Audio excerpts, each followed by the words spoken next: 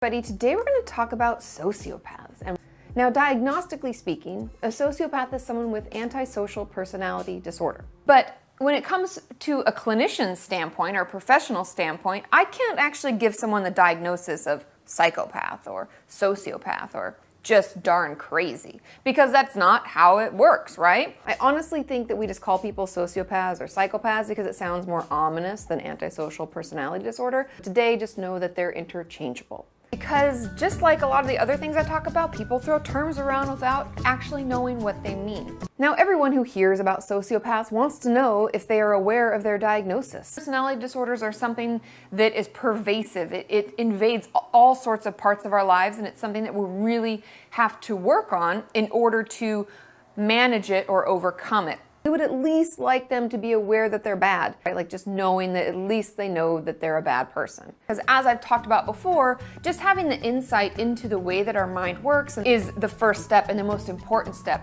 to managing it better. Just like any other personality disorder, we can manage our symptoms. Or worse, they'll decide to get married and become a parent.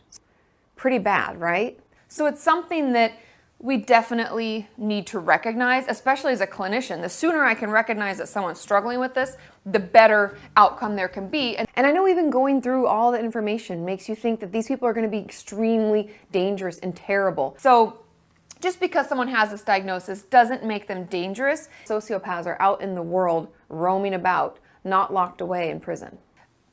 People that have this tend to be the serial killer type. So just because someone has this diagnosis doesn't make them dangerous. The truth is, there are far more of them than you think. The rough statistic is 4% of the population. But only 1% of the population actually has antisocial personality disorder. Or 1 in 25. That's not a very big percentage. How do you know someone's a sociopath? So chances are you've known someone like this. So let that be a warning sign that you have possibly come in contact with one of the 4% of sociopaths out there. Because that's not how it works, right?